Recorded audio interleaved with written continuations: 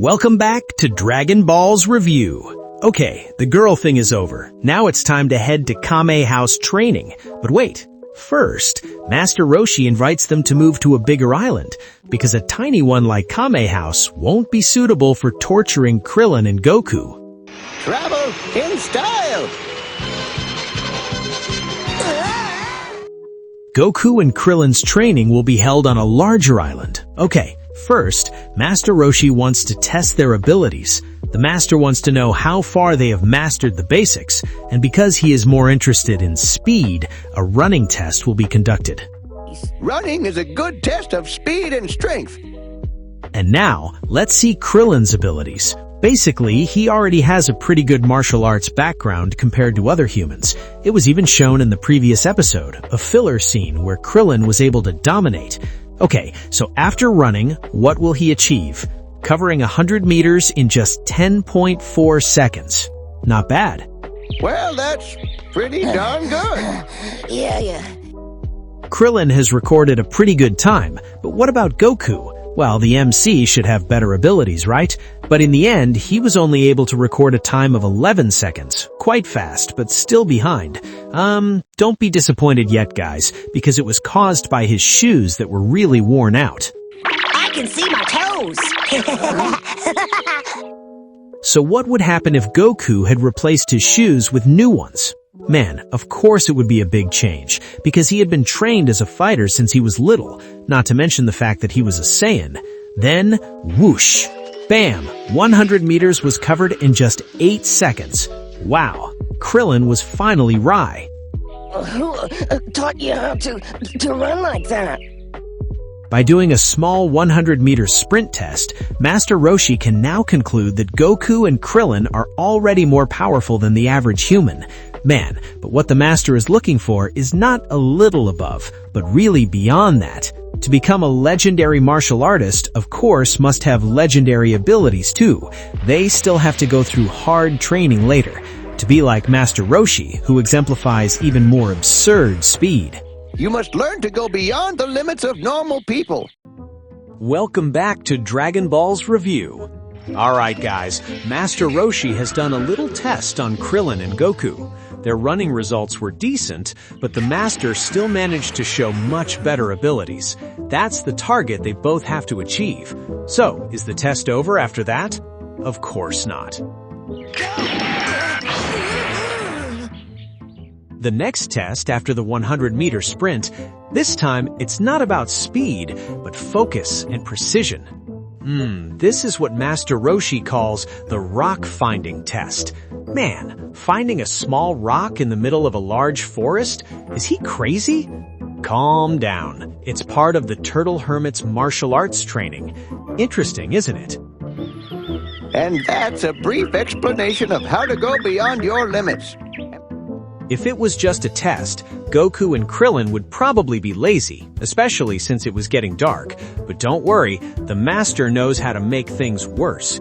Well, he said that only the person who can find his marked stone can enjoy dinner. Hey, isn't this torture? Man, Turtle Hermit School doesn't accept people with weak mentality. Darn it, there's no way down! So now, let's talk about preparation. Finding a small stone with Master Roshi's signature in the middle of a dark forest sounds impossible. But on the other hand, Goku didn't even flinch at all. He casually jumped into the abyss and landed. He was already one step faster than Krillin. Man, what an alien brat. Hello, Stone! Where are you? That guy can't be human! Goku seems to have made searching for stones a regular activity. What about Krillin?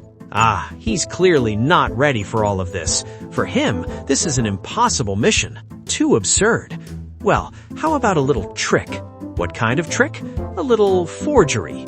Master Roshi wouldn't possibly memorize the stones he wrote about in such detail, right? It was hard, but I found it.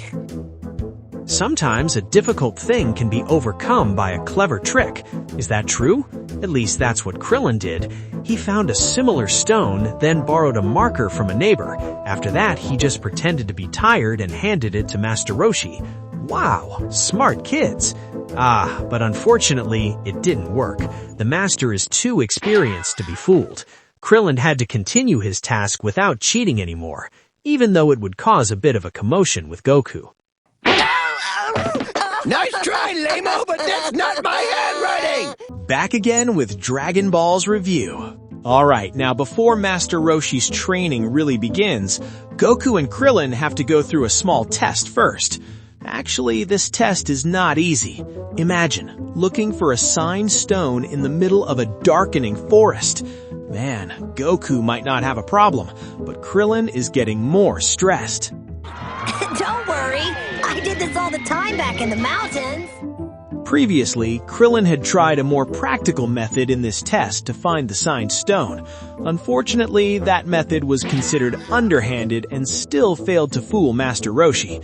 Anyway, in the end, he had to do the same thing as Goku, enter the forest and search for the stone amidst all the challenges. Man, I'll never find anything in this jungle. Talking about experience in the forest, of course Goku is far superior to Krillin. Not only that, the MC is also equipped with a super sensitive sense so he can sniff out the presence of objects that have a certain smell. Is he a Saiyan or a bloodhound? Well, but with all that, Goku finally managed to find the stone. I found it! Goku's success in finding Master Roshi's autographed stone is certainly bad news for Krillin. Man, he will be threatened with starvation all night if he fails this test. Then a little friendly conversation begins between the two. Unfortunately, Goku, who is too innocent, will not expect that Krillin will lie and run away. Finally, the position of the stone changes hands, guys. A small commotion will occur. Sure, if you swear to fight once without cheating. Because he was too innocent, the stone that Goku found was finally run away by Krillin. Oh yeah, the MC tried to chase his rival. In this incident, Krillin even broke a suspension bridge, guys. What a destruction! Then they dueled to settle this matter. It was predictable, the rival lost. But then again, Goku was fooled. What Krillin threw was a fake stone that he had previously shown to Master Roshi.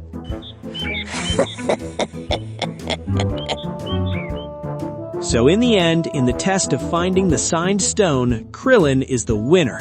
Now he has the right to join the dinner and enjoy all this joy, while Goku has to starve and watch them. But it turns out there is an advantage behind that bad luck, guys. Launch accidentally bought and cooked fugu fish for them. Without proper knowledge, of course, everyone got poisoned. Except Goku. Haha. Man, sometimes it's true. Karma is painful.